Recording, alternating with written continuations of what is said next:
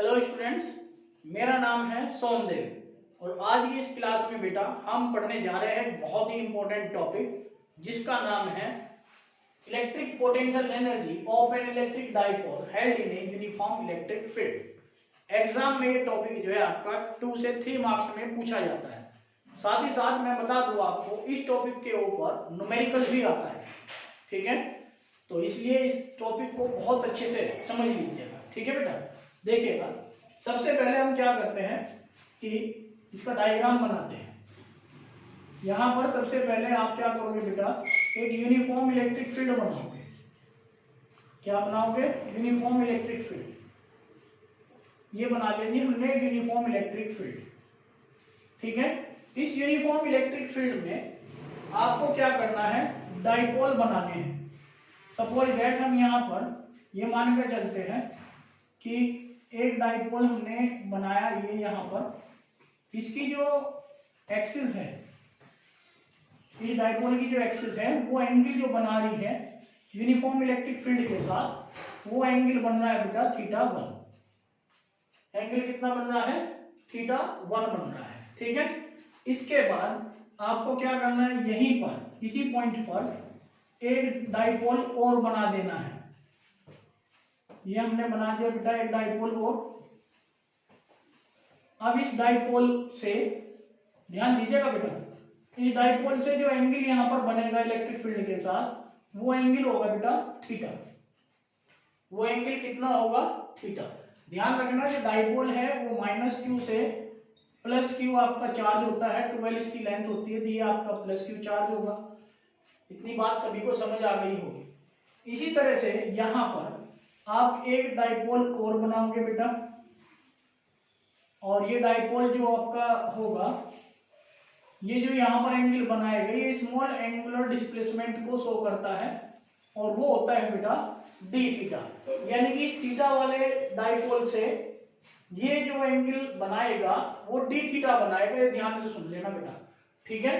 इसके साथ ही यहाँ पर हम एक डाइपोल को और लेकर चलते हैं, ठीक है। जब एक डाइपोल और आप यहाँ पर लेकर के चलोगे तो यहाँ पर इस डाइपोल जो फाइनल डाइपोल होगा, ये जो एंगल बनाएगा, ये एंगल बनेगा बेटा यहाँ पर।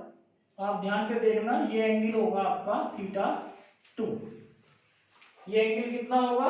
θ2 होगा, ठीक है।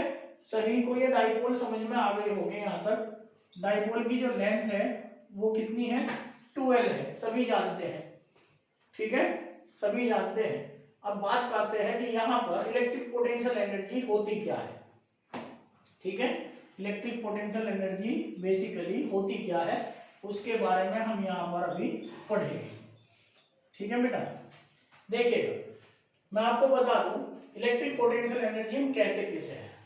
देखिए, जब किसी यूनिफॉर्म इलेक्ट्रिक फील्ड में हम किसी डाइपोल को रखते हैं, ठीक है, और उस डाइपोल को, जो इलेक्ट्रिक डाइपोल है, उसको एक ओरिएंटेशन से दूसरे ओरिएंटेशन तक रोटेट करने में जो भी वर्क डन किया जाता है वो बेटा उस इलेक्ट्रिक डाइपोल की क्या कहलाती है? पोटेंशियल एनर्जी कहलाती है, जो कि आपकी इलेक्ट्रिक पोटेंशियल एनर्जी होती है।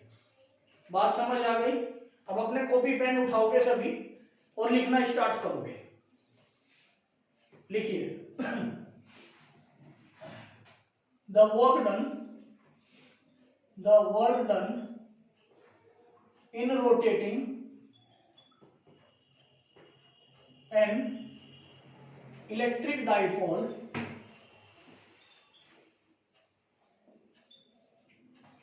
held in a uniform electric field from one orientation to other orientation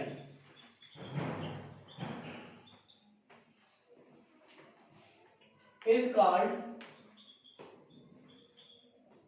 its electric potential energy। Electric potential energy. ये क्या कहलाती है बेटा, इसकी इलेक्ट्रिक पोटेंशियल एनर्जी कहलाती है। लेट थीटा 1 इक्वल टू क्या होगा बेटा, इनिशियल एंगल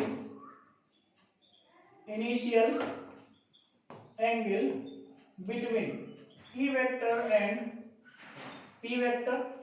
आप देख सकते हैं यहाँ पर पी वेक्टर आपका इलेक्ट्रिक डाइपोल मोमेंट होगा, जिसकी डायरेक्शन किधर से किधर होगी, ये डायरेक्शन होगी बेटा इलेक्ट्रिक डाइपोल मोमेंट की, नेगेटिव चार्ज से पॉजिटिव चार्ज की तरफ रहती है, ठीक है। और थीटा 2 यहाँ पर final angle between E and P vector, या फिर आप कह सकते हैं P vector and E vector, दोनों एक ही बात है, इनका कोई प्रॉब्लम नहीं है, ठीक है। क्लियर हो गया यहाँ पर, ओके। अब यहां पर जो है while turning an electric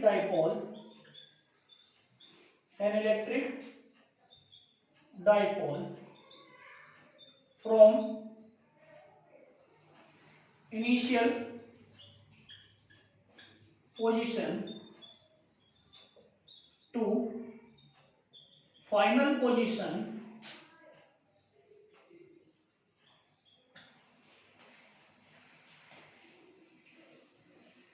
let us consider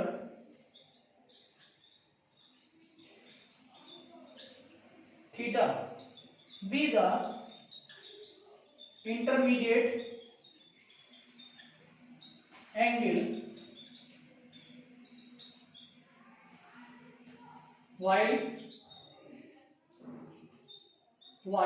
rotating the electric dipole. In this situation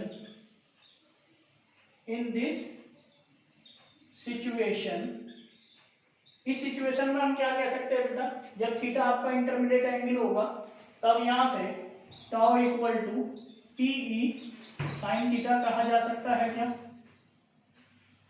क्या कहा जा सकता है, पीई साइन थीटा, ठीक है। while rotating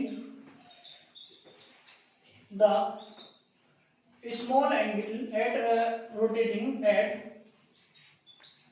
small angle या small angular displacement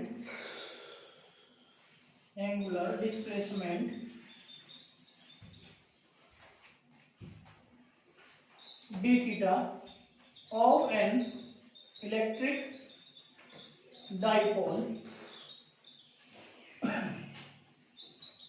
the small work done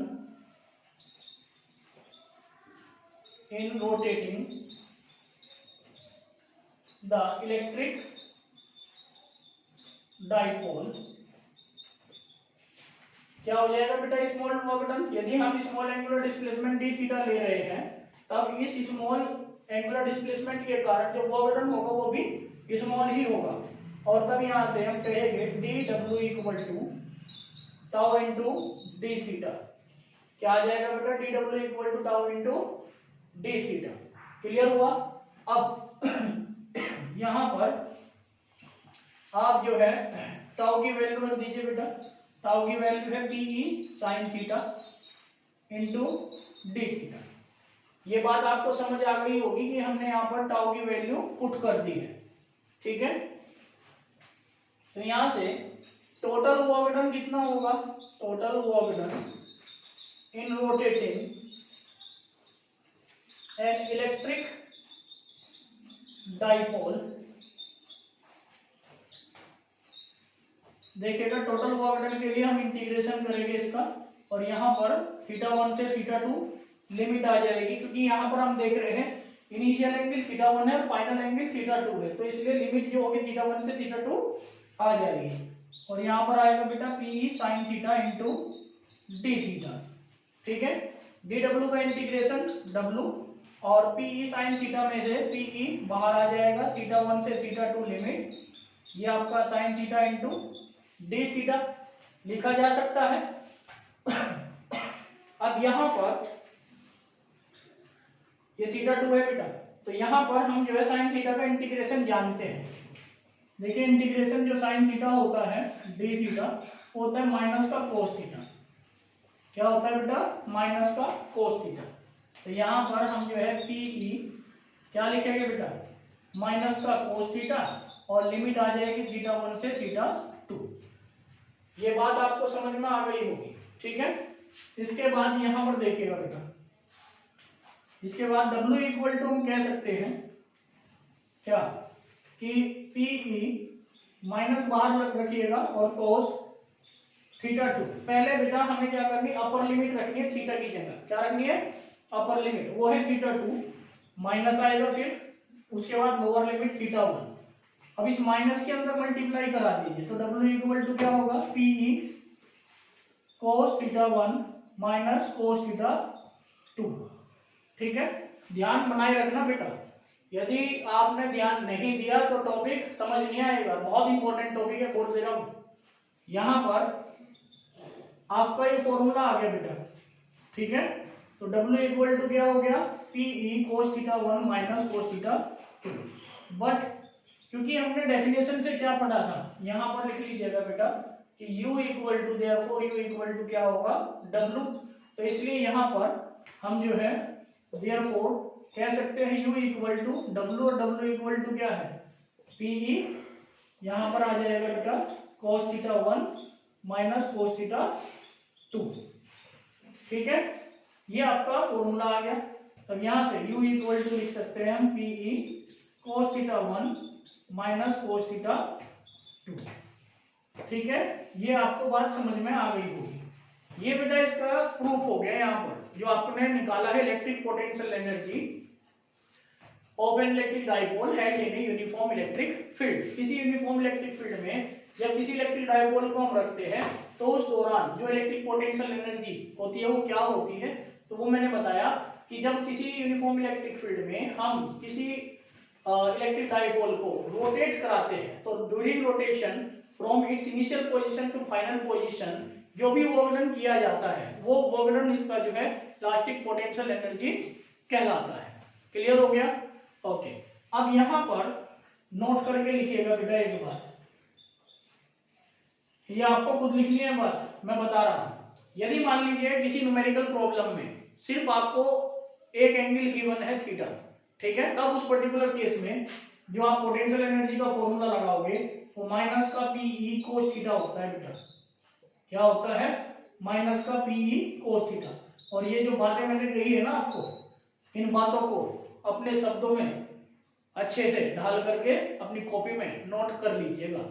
ठीक है, कि यदि न्यूमेरिकल करते वक्त किसी न्यूमेरिकल में सिर्फ एक ही एंगल आपको दिया गया है तो उस पर्टिकुलर केस में हमारा जो पोटेंशियल इलेक्ट्रिक पोटेंशियल एनर्जी का फॉर्मूला होता है वो माइनस का पीई कोस थीटा होता है। एक बात। दूसरी बात देखिएगा, second point, if theta equal to यहां पर 0 डिग्री, तो थीटा इक्वल टू 0 जो होता है बेटा, ये यहां पर लिखिएगा थीटा आपका जो है 0 डिग्री दिया गया है तो किसके लिए? यहाँ पर 4 थीटा इक्वल टू 0, ये है स्टेबल कंडीशन, स्टेबल कंडीशन।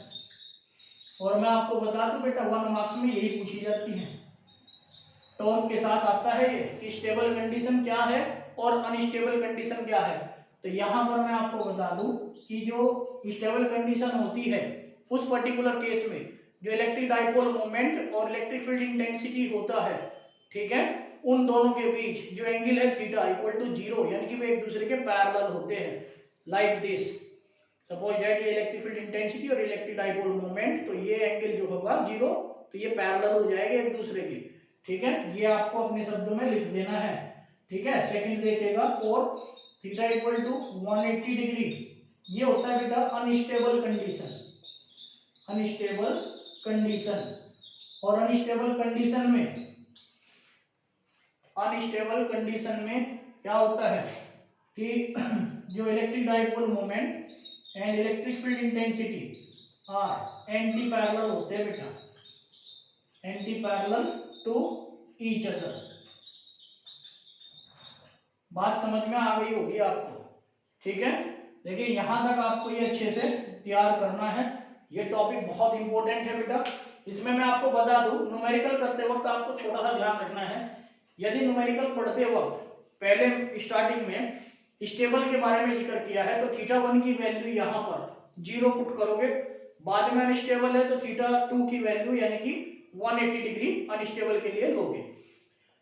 और यदि किसी क्वेश्चन में पहले अनस्टेबल का जिक्र किया गया है तो अनस्टेबल का जिक्र करने का मतलब है थीटा 1 की वैल्यू आप 180 डिग्री कंसीडर करोगे, और थीटा 2 की वैल्यू बाद में स्टेबल बोला गया है तो थीटा 2 की वैल्यू 0 डिग्री हो जाएगी। बात समझ में आ गई बेटा? ठीक है, अब देख क्या रहे हो, नोट करो जल्दी से। Thank you very much for joining.